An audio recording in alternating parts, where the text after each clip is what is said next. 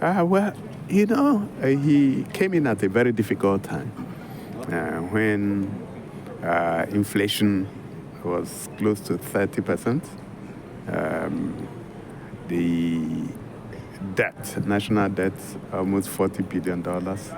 And then unemployment close to 33.3%.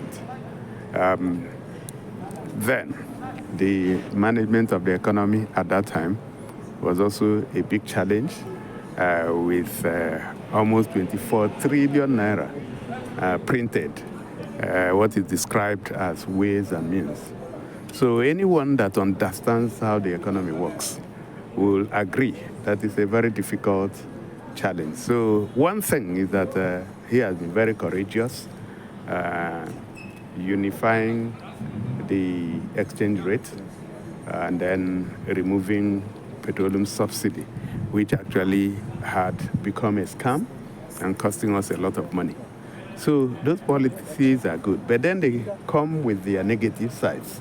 They come with challenges for an economy where over 60% of the population are living below the poverty line. So it's not going to be easy immediately, but I believe that if we are patient and if we go through the policies without compromising, that over time things will turn around.